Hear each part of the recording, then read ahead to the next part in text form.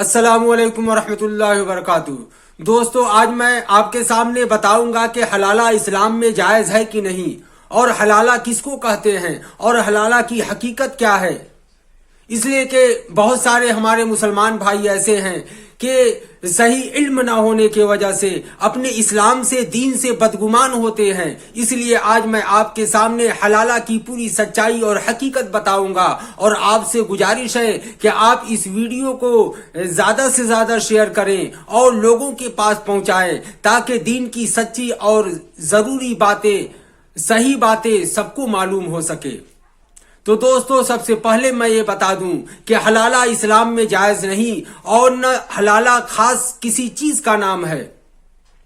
लेकिन इसको बताने से पहले मैं आपको ये बता दूं कि औरत को इस्लाम ने जितनी इज्जत दी है, किसी और कौम ने इस्लाम के अलावा औरत को इज्जत नहीं दी।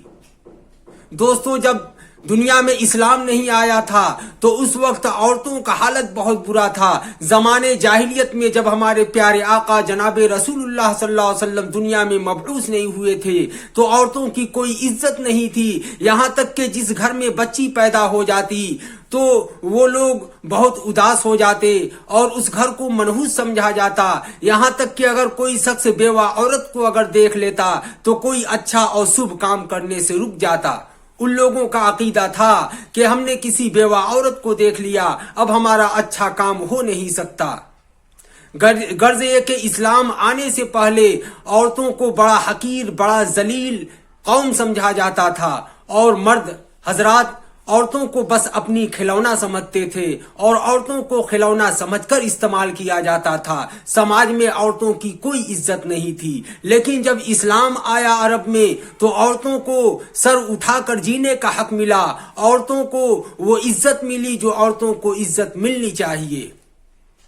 आपको मैं एक मिसाल से समझाता हूं कि जमाने जाहिलियत में जब हमारे प्यारे आका जनाबे रसूलुल्लाह सल्लल्लाहु अलैहि वसल्लम मबऊस नहीं हुए थे, उस वक्त अरब का हालत कैसा था। एक घर में एक बच्ची पैदा हो जाती है। जब वो बच्ची 6 साल की हो जाती है, बहुत नन्ही सी मुन्नी सी बहुत प्यारी सी बेटी होती है, उसका नाम जमीला होता है।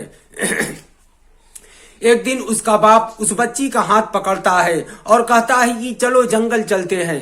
वो बच्ची उछलते कूदते अपने बाप का हाथ पकड़ लेती है और कहती है अब्बू अब्बू। बाप कहता है आज हम जंगल में जा रहे हैं और आज हम तुमको जमीन के अंदर दफन करेंगे।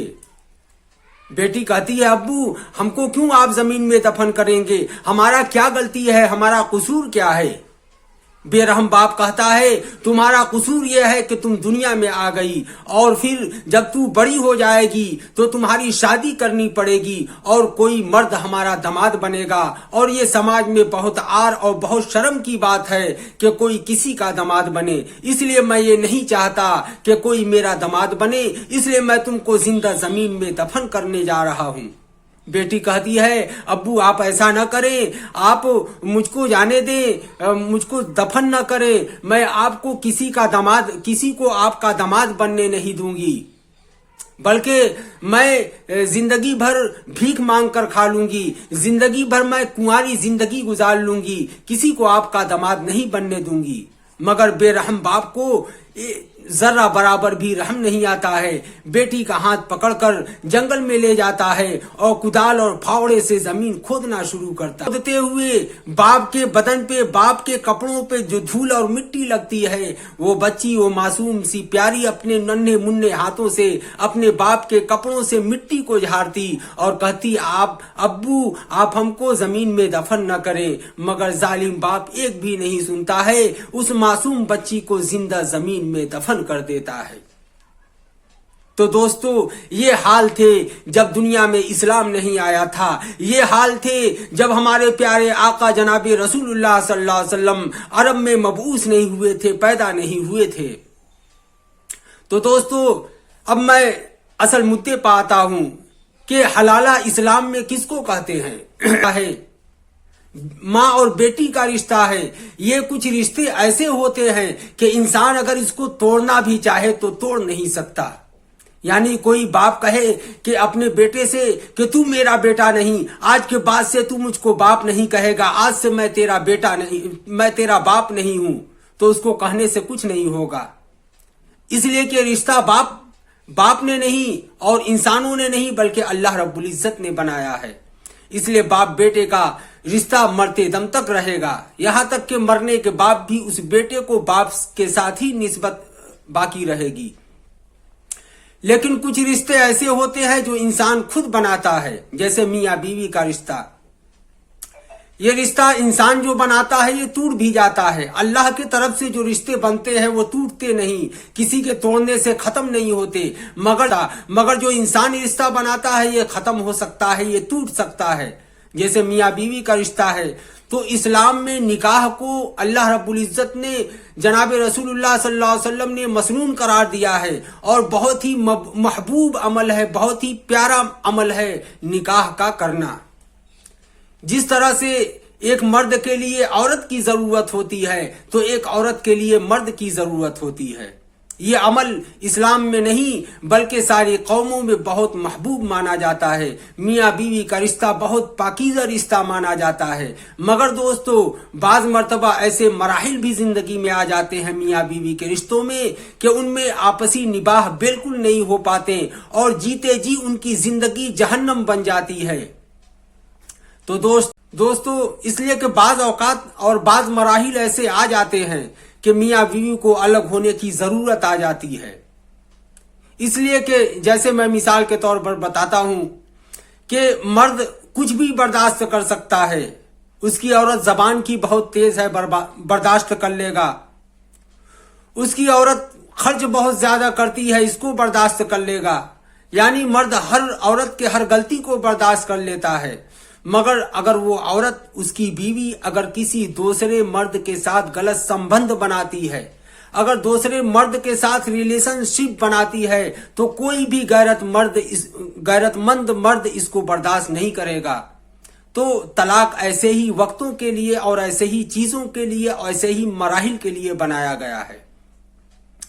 लेकिन दोस्तों तलाक एक मजाक न बन जाए, एक खेल न बन जाए, एक तमाशा न बन जाए कि कोई मर्द किसी औरत को जब चाहा निकाह कर लिया, शादी कर लिया और जब जी चाहा उसको तलाक दे दिया और फिर जब दिल चाहा तो उसी से दोबारा निकाह कर लिया, शादी कर लिया।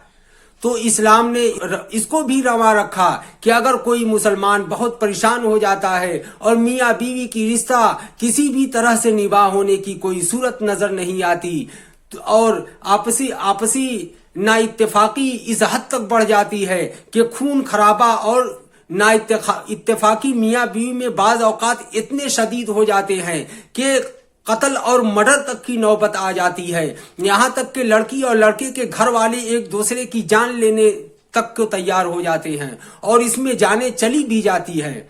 तो ऐसे वक्त के लिए अल्लाह रब्बुल इज्जत ने तलाक रखी है कि ऐसे वक्त में एक दूसरे को तलाक देकर, शौहर बीवी को तलाक देकर उससे अलग हो जाए और दूसरी शादी इज्जत के साथ करके और सुकून की जिंदगी गुजारे और औरत भी अपनी दूसरी शादी करके सुकून की इज्जत और जिंदगी गुजारे। तो दोस्तों सवाल पैदा होता है कि हलाला किसको कहते हैं? तो हलाला इस्लाम में कोई चीज नहीं है।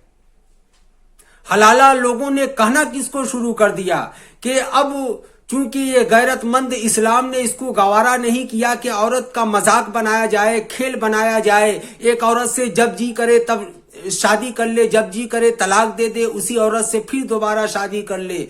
तो इस्लाम ने एक बहुत सख्त कानून बना दिया कि अब अगर तुम तलाक दे देते हो, हालांकि तलाक जायज तो है मगर सबसे बुरा अमल इस्लाम में अगर है कोई तो तलाक देना है। यानी जिस औरत से शादी किया उस औरत को छोड़ देना, तलाक दे देना। इस्लाम में इससे बुरी चीज कोई है ही नहीं। यहां तक कि खुदा अल्लाह रब्बुल इज्जत का अर्श हिल जाता है तलाक देने वाले के तलाक देने पर। लेकिन दोस्तों अगर किसी ने तलाक दे दिया तो अब उससे शादी नहीं कर सकता। यहां तक कि वो औरत अब दूसरे मर्द से शादी करेगी, इससे अब वो शादी कर ही नहीं सकती। अब वो दूसरे से शादी करेगी और दूसरे के साथ जिंदगी बसर करेगी। लेकिन अगर उस मर्द के साथ, दूसरे मर्द के साथ भी इस औरत का निबाह नहीं हो पाया और उस मर्द के साथ भी तलाक की नौबत आ गई, तब अब ये पहला मर्द उस दूसरी अपनी औरत से, जो पहली औरत इसकी थी, उससे शादी करना चाहता है तो अब कर सकता है। تو اسلام اور بعض لوگوں نے اسی کو حلالہ کر دیا، حلالہ قرار دے دیا، اس کا نام حلالہ رکھ دیا کہ اس کو حلالہ کہتے ہیں۔